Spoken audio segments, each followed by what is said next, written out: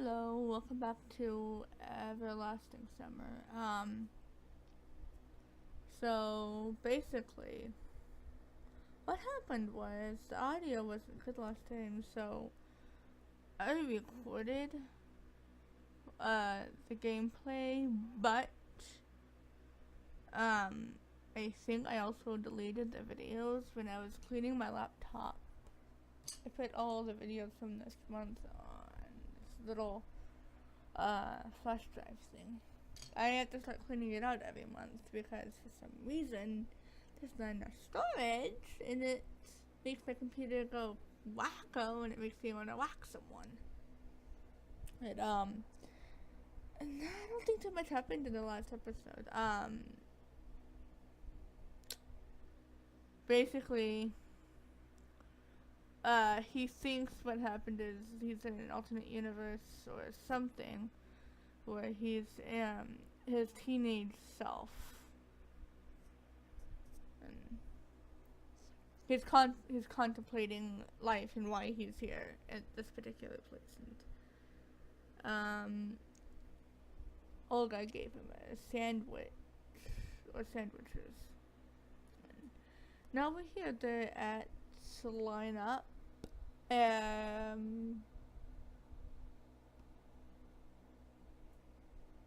Well, no, they're not line up. They're not at line up right now. They're about to go to line up.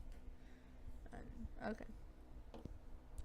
We were passing along the line to the pioneer's cabins while I was tucking into the ham sandwiches, and Olga kept talking and talking. She was buzzing like a game of Operation with Parkinson's. Oh, wow. Great description. Game maker, person, I don't know. We'll figure it out when we get to the end. But I cared about nothing but the food. That's literally me. Understood? Huh? You weren't listening. Sorry.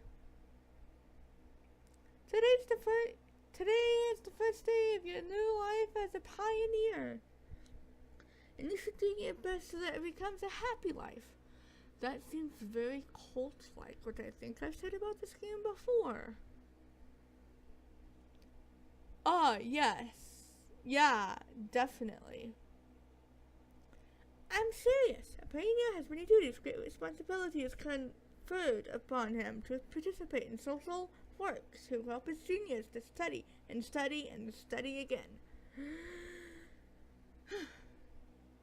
We are all here like one big family. Yeah, definitely sounds like a cult. And you will become part of it. Yeah, a part.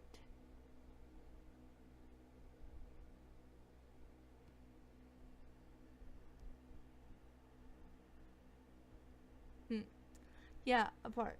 I'd even send a party membership card if it could save me from listening to this nonsense. I hope that after your term is over, you'll keep the most pleasant memories about our camp. Memories that will last your whole life. Don't worry, honey. I don't think you'll forget anything that happens here. It'll be the worst year of his life. And when will this term end? Why do you keep asking silly things? It seems I won't get any information from her. A shame, really. The world seemed to be so friendly, but never bothered to introduce itself to me. Perhaps now I can take things somewhat easier than yesterday. It seems like I have some unspoken ceasefire with it. It isn't trying to hurt me, but I'm forbidden from asking questions. Yeah, that does really sound like a cult. Of course, the situation isn't a pleasant one, but what can I do about it? Oh, sorry. A bad peace is better than a good dispute. The most important thing for you now is to make the best of the time you will spend here. I'll do my best. Honestly, I was tired of this conversation. It would be good to know where that here is. But we came to the square. The pioneers are already lined up. Excuse me. What? Is somebody not here yet? Oh, nope. All here. She looked around at her brave pioneer troops. That hurts my elbow. I'm gonna lean in over this way.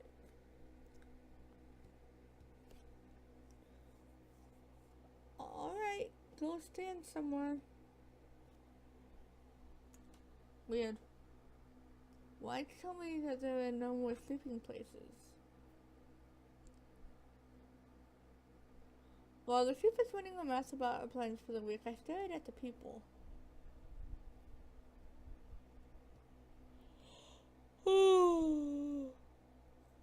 Sorry. A few heads away from me stood Electronic. A little further, Lena and Slavia. And at the end, Yolana and Elisa. I think that's how you pronounce that. Everyone I met was here. Olga spoke about some competitions and I turned my attention to the monument. Zenda! I couldn't remember any revolutionary with a similar name. He had a weird posture to it, as if he was looking around with distrust, maybe contempt or even disdain. Probably some local leader. Daydreaming again? Wait. Daydreaming again?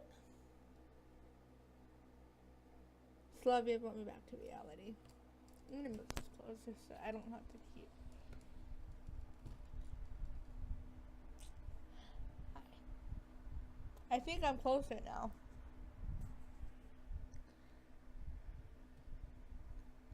Olga stood nearby.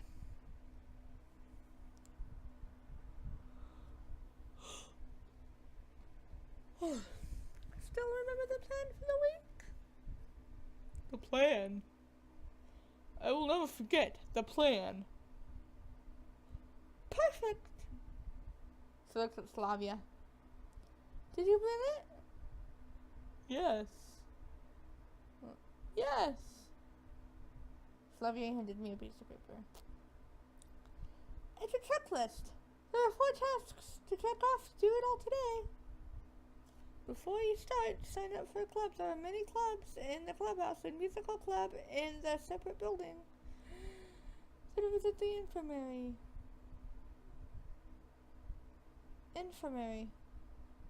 And finally, visit the library. Got it? Yes. The checklist seemed like a good chance to find out something since I had to go to places I haven't been before. Just go to the library and read everything you can. Because that's what I would do. And come on, start right now. What about lunch? Literally me. Don't worry. I'll bring you more sandwiches. The checklist is more important. Nothing is more important than eating.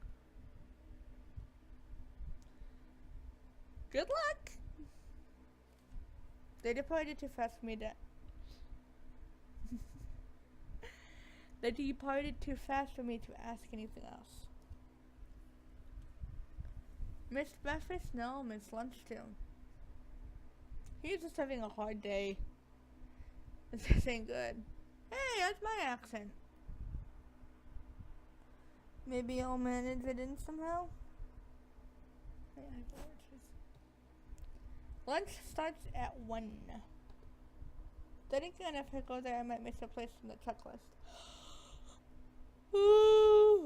Okay, it's too early to go to the canteen anyway. Oh, I get to choose.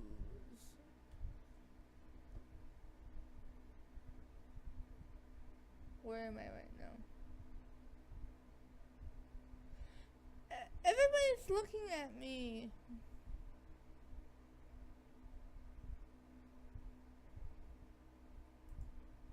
I went to the clubhouse. To tell the truth, I never really liked extracurricular activities. I didn't either until I started going to high school and realized that staying after school was better than going home and dealing with the crap there. At school, I used to find any excuse to skip extra classes. At university, I had no interest in participating in the student council. I wasn't interested in boxing, aero modeling, or sewing. So I came here just to check the box off. Nobody was there. I found myself in something like a head of Virginia robot enthusiast. There were wires and simple printed circuits scattered everywhere. Chips and on the table proudly stood an oscillograph. Another word I butchered. I heard voices from another room and then the two pioneers appeared. One was electronic and the other one I didn't know. Hey, Semyon, we've been expecting you. It seems he knows everything about everyone. Why were you expecting me? Well, of course, because you came to sign up for a cybernetics club, didn't you? He didn't let me answer. And this is Shrek.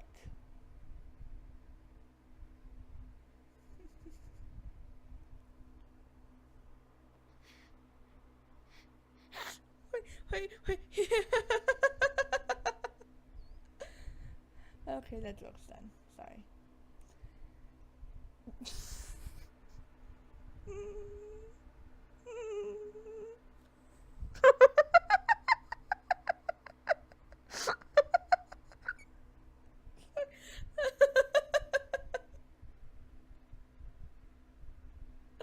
I keep imagining.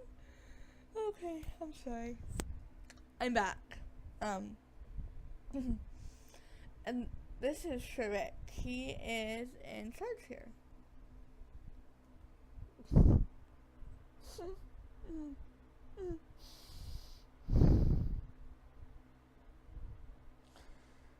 Okay. I assume there are only two of you in the club? I assume there are only two of you in the club? Well, you can see that it's three now. I'm just gonna call him Shrek. Shrek came up to me and assertively offered his hand. His face was somewhat familiar. Welcome to the club. Hold on. Welcome to the club. Yep.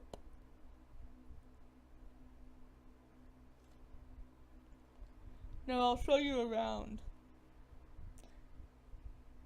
Truth be told, that might actually be a club I would be interested in. Make yourself at home. Guys, I wanted to... We're always welcoming new numbers. He said it in such a way that the anthem of the Soviet Union suddenly started playing in my head. It's amazing, I can even remember the words in the first grade. I had a textbook with the lyrics in the back.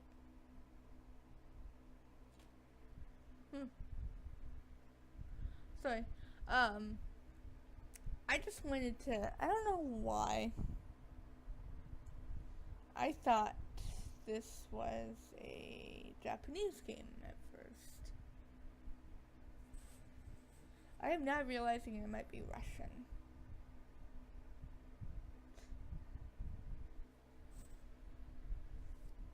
Which I should have realized a long time ago, because I've been playing this game for a really long time. But, what can you do? No, I just wanted you to say my checklist. Yep. You sign up to the club and we'll sign your checklist. What a manipulative SOB. He grinned. I was getting ready for a long and boring argument, but then I heard someone else enter. I looked back and saw Slavia. Ah, hopefully my love interest. Ah, Semyon! I hope they're not giving you any trouble. She narrowed her eyes, looking at the future of the Midlands robotics industry. I know these things they can. Well, actually, I just need to get my checklist signed. I decided to take advantage of the situation. I would too. No problem. Give it to me. Slavia took the paper and marched up to Shrek. Sign it. Hold on. We're not done yet. You're done. Sign it now. She gave Shrek a threatening look that made it look like made him lose every possible objection. He went through his goals on the checklist and thanked Slavia, then moved into a mellow mood.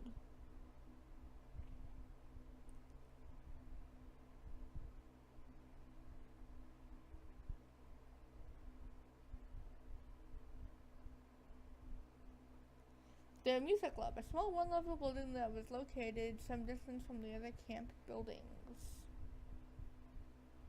I opened the door and entered without hesitation. Oh, that's so cool. I wish I was musically talented. That looks like an actual classroom and less of a camp room. There were enough instruments for a whole la la la la la la la la la la Gaga ooh la la. I can't talk right. There were enough instruments for a whole orchestra here. Drums, guitars, and even a piano. I spent some time looking closely at every instrument, guessing the time period they were from, but suddenly I heard a crawling coming from underneath the pillow. Piano.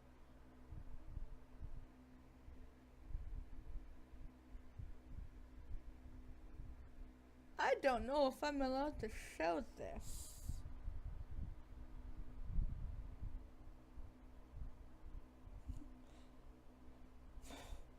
A girl seemed like she was looking for something. She was standing on all fours in a suggestive pose that I hesitated to dispute at first.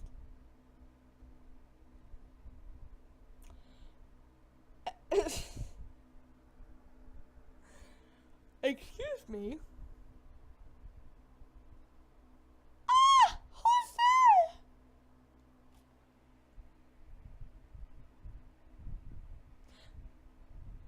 That had to hurt. She tried to stand up at the bottom. Typo! But the bottom of the piano prevented her from doing so.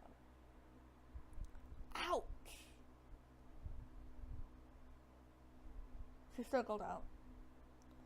Sorry I scared you. It's nothing. Oh, you got a checklist. You must be new here. Ah, yes. My name is Miko. No, I'm really serious. Nobody believes me. My real name is... It's my real name. My mother's Japanese. My dad met her when he was building. Well, it wasn't her he was building. He's an engineer. And he was working on a nuclear power plant, or a dam, or a bridge. Whatever. She was talking so fast that she swallowed half the words she tried to pronounce. That's literally me. I'm Semyon. Great. Want to be in a club? It's only me here now, but there will be two of us then. Do you play anything? Ooh. When I became antisocial, I bought a guitar and learned a few chords, but then I forgot about it since I quit everything that required more than a couple hours to learn. Literally me, though. And I have a guitar in my closet to prove it, too. There will be no picture. I'm gonna just finish this scene and then I'm gonna go. You know, I wasn't planning on doing anything like that, really. Oh, it's okay. I'll teach you. Maybe a trumpet, for example. How about a violin? I never know, honestly. There was no point in arguing with the orchestra girl since there was only another cascade of words waiting to blast at me. Hey, I'll think about it. Can you just sign it for now? Yeah, sure, give it to me. Be sure to come around, I'll sing too. I'll sing you some Japanese folk songs, or maybe fun into that. Maybe something more contemporary? Sure, thanks. Gotta go. Of course, come anytime. The end of the sentence stayed inside. It would be nice to hang out around with the guitar in the evenings, but in such company. I tend to leave to come face to face with Alicia.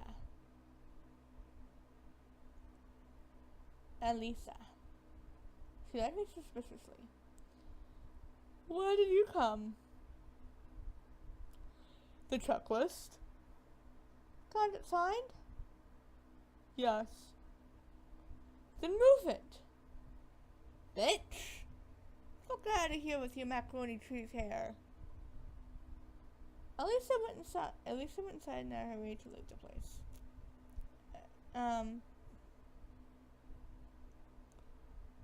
Let's go to the infirmary. What's the point of visiting the infirmary? My health is fine. The local fresh air did me some good. Felt fresher than usual, but had to visit. I entered.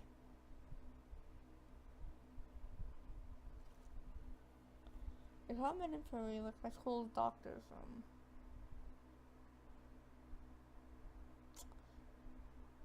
A middle-aged woman sat at the table. Obviously, she was a nurse. She gazed intently at me, assessing while continuing to write something. Well, hello, Pioneer, said the nurse without being distracted from her work. Good afternoon, ma'am. I have something. Sit down, please. I looked around the room. On the couch. I sat down.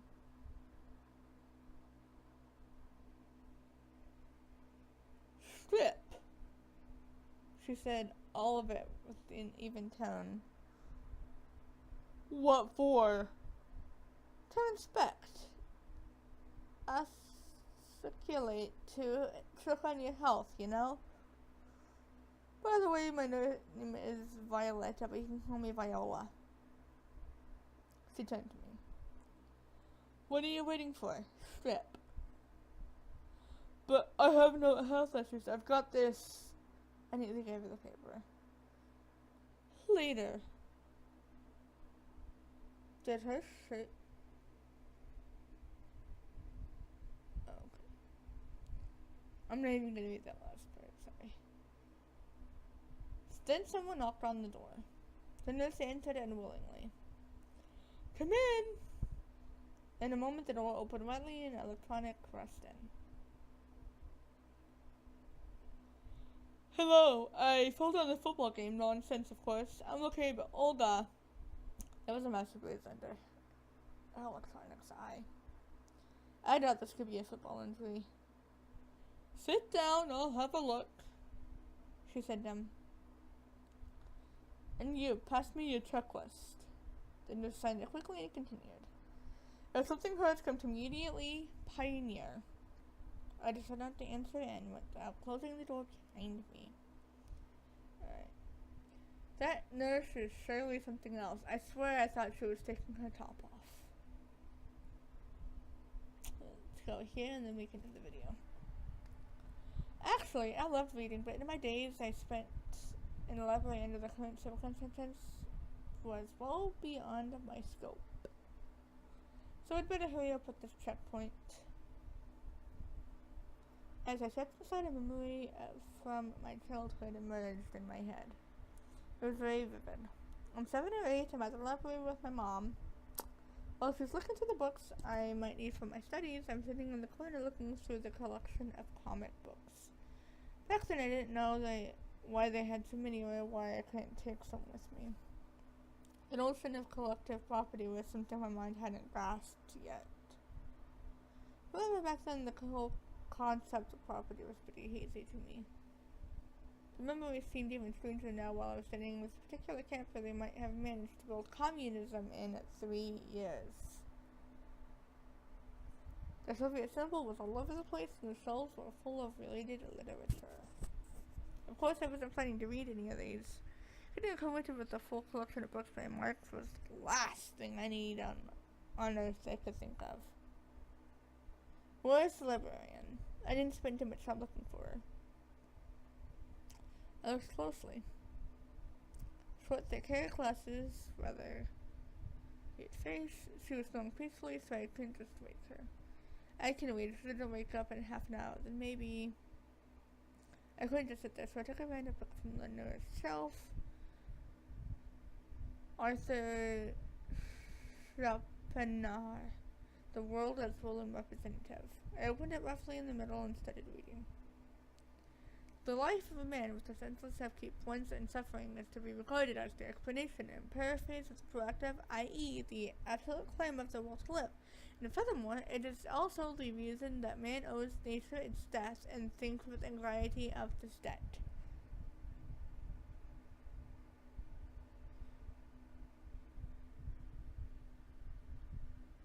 That is so deep I just felt with China. Is this not the evidence that our existence involves guilt? Alright, come on, this guy is already too much like the island on fire with a...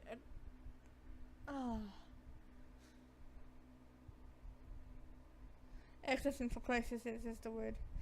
At any rate, we always exist. From time to time, playing with death from our birth, we always exist and alternatively bear the joy and sorrow of life. Neither of both can pass us without some effect that it is a result of our stated will to live. Thus, the fear of death, which in spite of all the misery of life holds us firmly to it, is really elusive, but as elusive is the impulse which has attracted us unto it. This attraction itself may be seen objectively as the mutual longing concept to lovers, the really purest expression of the will to live, and its affirmation, how gentle and tender it is. It was wants happiness and quiet pleasure, and mind's joy for itself and others, and for all. Someone knocked on the door. I closed the book quickly and put it back in its place. What a nice habit, knocking on the door. I should pick it up. It was Lena. Oh. Hi. No, hi. I smiled. Hi, I just wanted to return a book. She had the copy of mine with the one that I saw yesterday. Oh. Oh. Zinnia is sleeping. I'll come back later. I'm awake! I turned around in surprise to look at her. She eyed me closely from behind her table. What is it that you wanted? I need you to check this here. Give it here. She quickly found the paper and gave it back to me. She had this look on her face that made me want to keep quiet. Lena came up to her, returned her book. I thanked Zaina and was out. Alright, I'm gonna leave it here. I will see you guys on Wednesday for some art. No, I won't. I'll see you guys on Monday for another video. I love you guys. See you guys then. Bye.